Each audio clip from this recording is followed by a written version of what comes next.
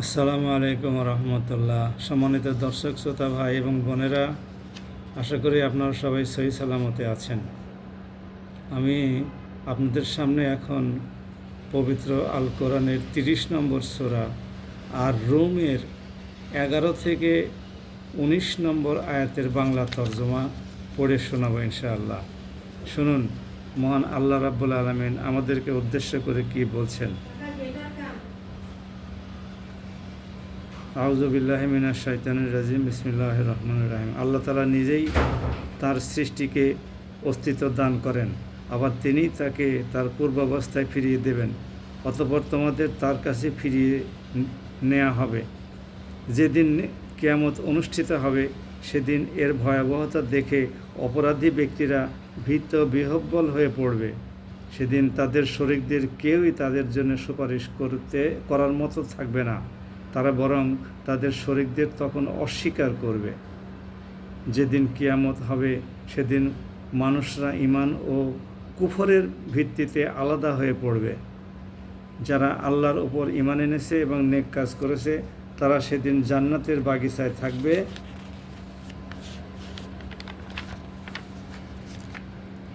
তাদের সেখানে প্রাচুর্যপূর্ণ সুখে শান্তিতে রাখা হবে।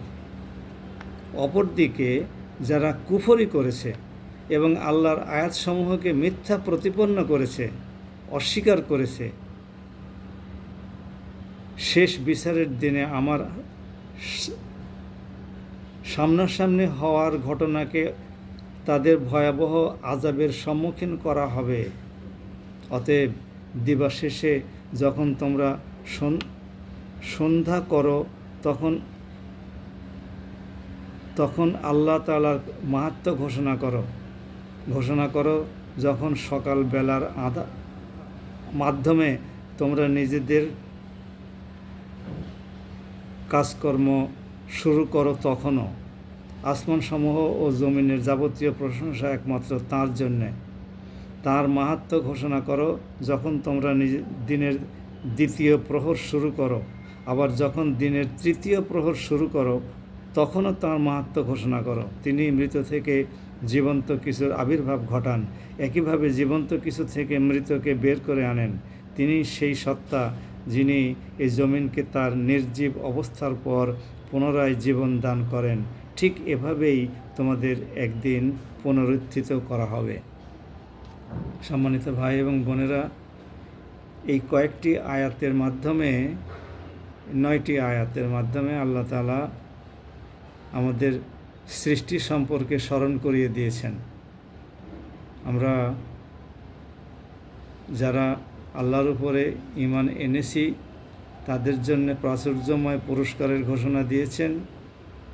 আর আমাদের মধ্যে যারা আল্লাহকে অস্বীকার করেছে, পুনরুত্থানের দিবসকে অস্বীকার করেছে, অহংকার করেছে, তাদের জন্য মর্মন্তুদ শাস্তির কথা বর্ণনা করেছেন। কালামে পাকের বিভিন্ন আয়াতে এই সমস্তগুলো বর্ণিত হয়েছে। এখানে শেষের দিকে আল্লাহ রাব্বুল আলামিন দিনের শুরু থেকে শুরু করে দিনের শেষ পর্যন্ত বিভিন্ন সময়ে তার ইবাদতে মশগুল থাকার জন্য এবং তাকে স্মরণ করার জন্য আহ্বান জানিয়েছেন। সকাল মানে ফজরের সময় থেকে শুরু করে একেবারে রাত পর্যন্ত, এশা পর্যন্ত বিভিন্ন আয়াত বিশ্লেষণ করলে সেটাই দাঁড়ায়।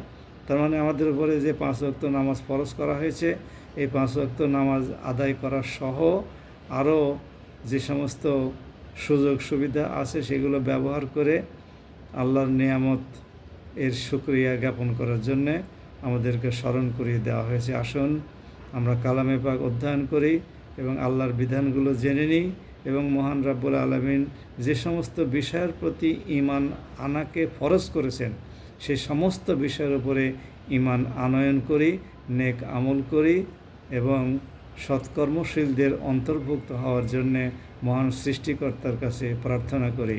দয়াময় আল্লাহ আমাদেরকে কবুল করুন এবং কাল হাসরের মাঠে সেই ভয়ানক বিপদের দিনে তিনি যেন আমাদের জন্য একমাত্র হেফাজতকারী হয়ে যান এবং শেষ বিচারের দিনে তিনি যেন আমাদেরকে কোনো বিচারের সম্মুখীন করা ছাড়াই মাফ করে দেন।